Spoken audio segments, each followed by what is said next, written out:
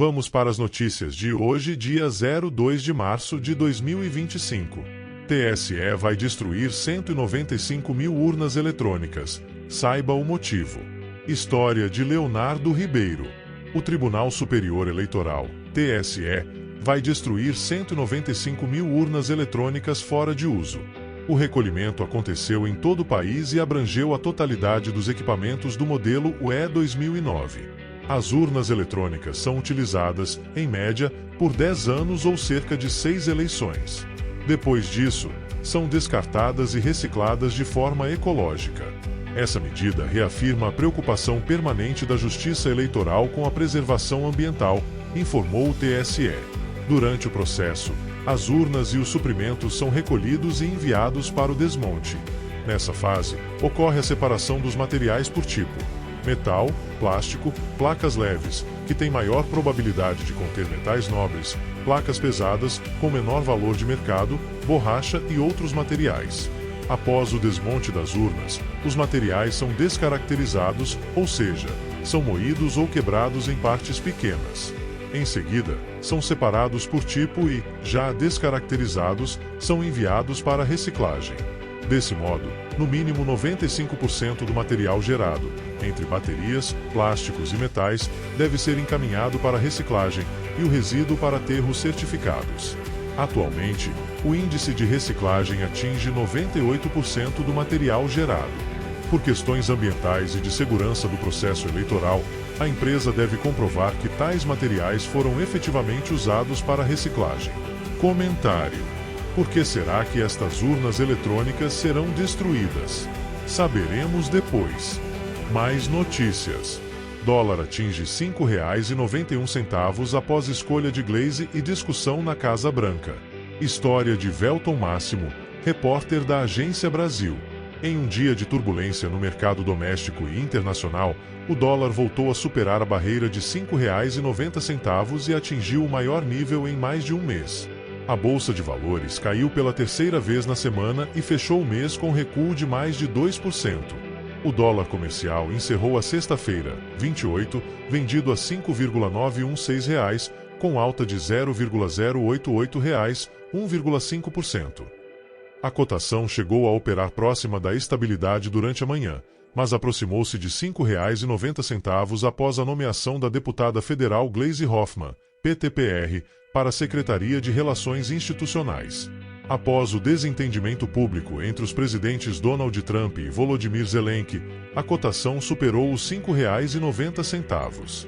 Após a turbulência desta sexta-feira, a moeda norte-americana, que acumulava queda em fevereiro, fechou a semana com ganho de 3,25% e o mês com valorização de 1,39%. A cotação está no maior valor desde 24 de janeiro. Ibovespa. O dia também foi tenso no mercado de ações. O índice Ibovespa, da B3, fechou aos 122.709 pontos, com recuo de 1,6%. O indicador refletiu tanto os fatores domésticos como a resiliência do núcleo da inflação ao consumidor nos Estados Unidos, que ficou em 0,3% em janeiro. A bolsa continuou a refletir a queda no lucro da Petrobras em 2024. A bolsa caiu 3,41% na semana e acumulou queda de 2,64% no mês. A escolha de Gleisi Hoffmann para coordenar a articulação política do governo foi recebida com preocupação por parte dos investidores. Isso porque a deputada federal criticou, por diversas vezes, a política monetária do Banco Central e os cortes no orçamento do governo. Em relação à discussão entre Trump e Zelensky, o dólar passou a subir em todo o planeta após a exibição do evento ao vivo no Salão Oval da Casa Branca. O índice que mede a cotação do dólar em relação às 6 principais moedas internacionais subiu 0,22% após o incidente, revertendo a queda na maior parte da sessão.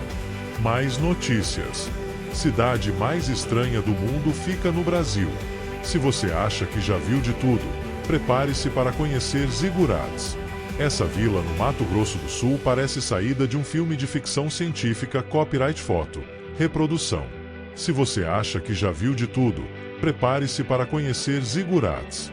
Essa vila no Mato Grosso do Sul parece saída de um filme de ficção científica. Com isso, Suas construções seguem o estilo dos antigos zigurates da Mesopotâmia. Quem chega ali pela primeira vez sente que entrou em outro mundo. Os moradores acreditam que a arquitetura da cidade não é apenas estética. Para eles, as formas geométricas ajudam a canalizar energias cósmicas. Além disso, defendem ideias que fogem do conhecimento tradicional. Pesquisam temas como energia livre, medicina quântica e até uma nova teoria sobre o formato da Terra. A saber, Zigurates também ficou famosa por um visitante inusitado. O Ebilu, que apareceu na TV em 2009, teria se comunicado com os moradores. Desde então, a vila atrai curiosos e seguidores das crenças do grupo Daquila Pesquisas. A frase "busquem conhecimento", atribuída ao alienígena, virou lema local. Assim, a cidade mais estranha do Brasil desperta opiniões diversas. Alguns veem Zigurates como um experimento futurista. Outros acreditam que suas ideias desafiam a ciência. Mas uma coisa é certa: quem visita esse lugar nunca esquece a experiência. Mais notícias. Extremista é preso após tentativa de invasão no STF. História de Pedro Peduzzi, repórter da Agência Brasil. Um homem de 52 anos de idade tentou invadir o prédio do Supremo Tribunal Federal, STF, na quarta-feira, 26, onde teria proferido diversas ameaças, ofensas e hostilizações contra ministros da Corte, informou, neste sábado, 1º, a Polícia Civil do Distrito Federal. Identificado e localizado na cidade de Samambaia, região administrativa do DF, o suspeito de ações extremistas foi abordado durante o cumprimento de mandado de busca e apreensão domiciliar. O homem resistiu à prisão, além de desacatar os policiais, motivo pelo qual foi autuado em flagrante pelos delitos de resistência e desacato. O caso ganhou mais relevância após a Polícia Civil ter encontrado na residência dele artefatos para a construção de bomba caseira, além de bilhetes confirmando as suas intenções violentas. Além disso, foi apreendido um casaco de uso exclusivo da Polícia Militar do DF, utilizado indevidamente pelo acusado, um aparelho celular e um computador, informou, em nota, a PCDF. As investigações continuam, segundo a Polícia Civil, na busca por mais informações que corroborem com o crime de apologia ao crime e de ameaças às autoridades. Mais notícia. Trump se manifesta após bate-boca com Zelensky. História de Lívia Coutinho. Trump se pronuncia após protagonizar tensão com Zelensky na Casa Branca.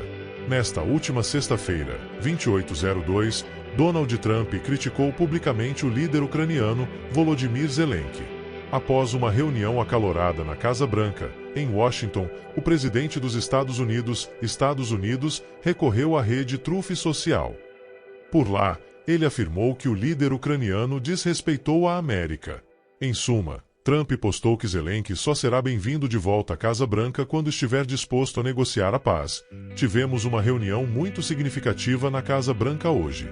Muito foi aprendido que nunca poderia ser compreendido sem uma conversa sob tanto fogo e pressão. É incrível o que sai através da emoção, e eu determinei que o presidente Zelensky não está pronto para a paz se a América estiver envolvida, porque ele sente que nosso envolvimento lhe dá uma grande vantagem nas negociações, escreveu o norte-americano logo a princípio. E completou na sequência: eu não quero vantagem, eu quero paz. Ele desrespeitou os Estados Unidos da América em seu querido Salão Oval. Ele pode voltar quando estiver pronto para a paz, destacou. Veja print na galeria de fotos acima. Entenda e relembre. Anteriormente, a reunião de Volodymyr com Trump tinha o objetivo de discutir o futuro da guerra na Ucrânia. Isso incluindo um possível acordo de paz e o fornecimento de minerais de terras raras. No entanto, a conversa rapidamente se transformou em um intenso bate-boca. Durante a discussão, o republicano demonstrou insatisfação com as declarações recentes do ucraniano. Seu país está em grandes apuros, sei que você não está vencendo. Você não está em posição de nos ditar. Disparou. Posteriormente, o Trump alertou que a postura do líder ucraniano poderia levar a um conflito global. Por fim, Zelensky rebateu dizendo que os Estados Unidos ainda arriscam serem diretamente atingidos pela Rússia. Mais notícias do Brasil. Lula planeja para sexta sua primeira visita a um acampamento do MST neste mandato. História de Guilherme Seto. Brasília. DF, Folha Press. O governo Lula, PT, disse a dirigentes do MST, Movimento dos Trabalhadores Rurais Sem Terra, que o presidente visitará um acampamento pela primeira vez desde o início do seu atual mandato na sexta-feira, 7.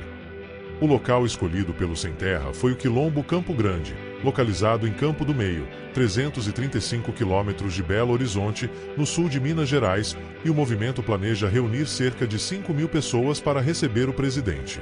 Lideranças do governo e do MST vão se reunir na segunda-feira, 3, para alinhar a organização do evento, que deverá ter a oficialização da entrega de assentamentos, entre eles o próprio Quilombo Campo Grande, além de destaque para o lançamento do Desenrola Rural, recém-lançado programa de negociação de dívidas de produtores rurais.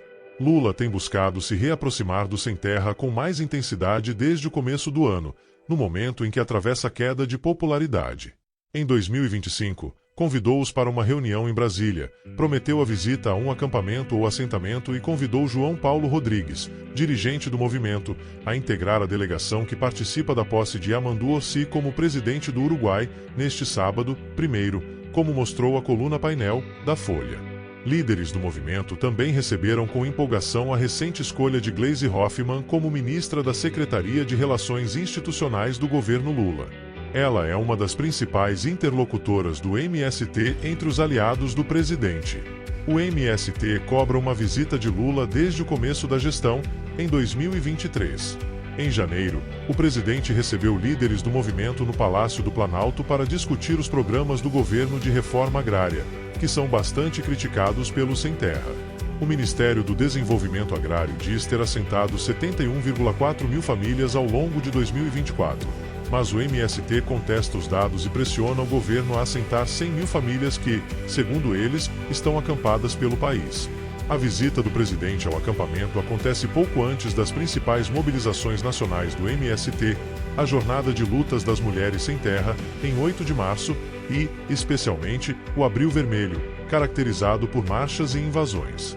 Foi durante o Abril Vermelho de 2023 que a relação de Lula com o MST estremeceu no atual mandato, após invasões de fazendas da empresa de celulose Suzano e da Embrapa, empresa brasileira de pesquisa agropecuária, pelo Sem Terra.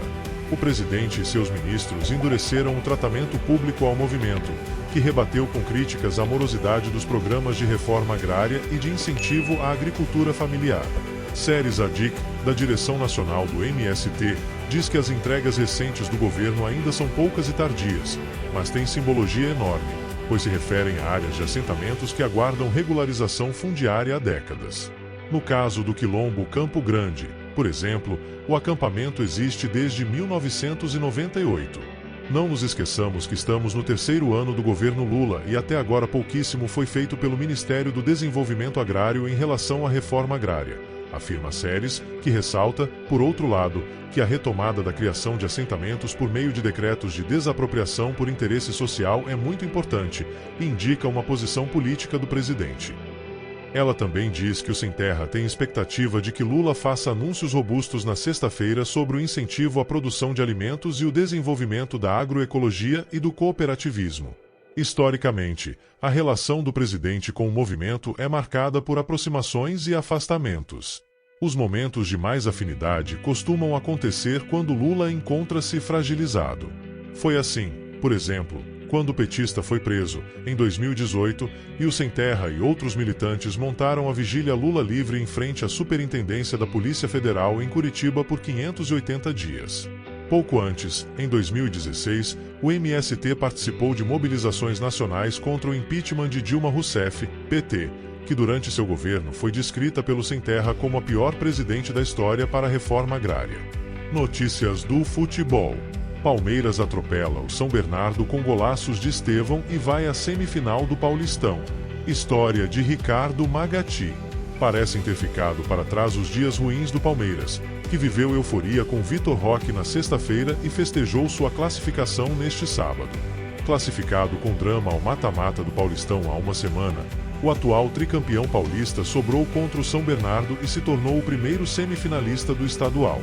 A vaga foi assegurada com um triunfo tranquilo por 3-0, construído graças, principalmente, ao talento de Estevão, autor de 2 golaços. O centroavante Flaco Lopes fechou o placar em São Bernardo do Campo. O Palmeiras disputará a sua 12ª semifinal seguida do estadual. É o único clube que alcançou a penúltima fase da competição nas 11 edições mais recentes e terá de esperar para saber quem será seu rival. Há a possibilidade de um clássico contra São Paulo ou Santos. O Corinthians, dono da melhor campanha do torneio, é certo que não pode enfrentar. O duelo, já se sabe, será no Allianz Parque. Os jogos da semifinal serão disputados no próximo fim de semana. Enquanto Paulinho não se recupera da cirurgia na perna direita pela qual passou em dezembro e Vitor Roque, a contratação mais cara do futebol brasileiro, não chega a São Paulo, é Estevão quem decide. Sua talentosa perna esquerda facilitou um jogo que poderia ser difícil e nervoso. Não foi também graças à ótima atuação coletiva da equipe de Abel Ferreira, talvez a sua melhor no ano, em uma noite em que dominou e venceu com autoridade o time que fizera a segunda melhor campanha do estadual na fase de grupos. Duas belíssimas conclusões da joia palmeirense de 17 anos, ambas no primeiro tempo, encontraram as redes e deixaram o Palmeiras sossegado no estádio 1º de Maio. Na primeira, aos 15, acertou o violento chute perto do ângulo do goleiro. Na segunda, nos acréscimos, procurou alguém para tabelar na ponta direita. Como não achou, decidiu seguir sozinho até finalizar com curva no canto direito e ver a bola entrar no único espaço possível. O jogo quase resolvido, a impotência do São Bernardo e a organização do Palmeiras permitiram que os visitantes, despreocupados, administrassem sem problema a vantagem criada no primeiro tempo. Sempre acionado na ponta direita, Estevão quis voltar para casa com 3 gols e continuou sua jornada de inspiração. Parou no goleiro Alex Alves em uma tentativa e depois até balançou a rede. Só que, como estava impedido, o lance foi anulado. O garoto não fez o terceiro, mas quem precisava até mais que ele, fez. O contestado Flaco Lopes, que tem agora a sombra do astro Vitor Roque, definiu o placar com um dos cabeceios mais fáceis de sua carreira. Alex Alves falhou e ao argentino não teve que mais fazer mais do que resvalar de cabeça para a rede. São Bernardo 0x3 Palmeiras. Item São Bernardo: Alex Alves, Hugo Sanches, Helder, Matheus Salustiano, Augusto, Foguinho e Pará, Emerson Santos, Lucas Rian, Lucas Lima e Romisson, Guilherme Queiroz, Fabrício Daniel e Léo Jabá, Lucas Tocantins. Técnico: Ricardo Catalá. Item Palmeiras: Everton, Marcos Rocha, Murilo, Micael, Bruno Fuchs e Vanderlan, Emiliano Martínez, Aníbal Moreno, Richard Rios e Rafael Veiga, Estevão, Mike, Facundo Torres, Felipe Anderson e Flaco Lopes, Thales. Técnico: Abel Ferreira. Item Gols: Estevão, aos 15 e aos 46 do primeiro tempo. Flaco Lopes, aos 12 minutos do segundo tempo. Item Árbitro: Matheus Delgado Candança. Item Cartões Amarelos: Marcos Rocha, Matheus Salustiano. Item Público e Renda: não disponíveis. Item Local: Estádio Municipal 1º de Maio, em São Bernardo do Campo. Se gostou deste vídeo, deixe seu like e inscreva no canal para mais notícias. Até o próximo vídeo.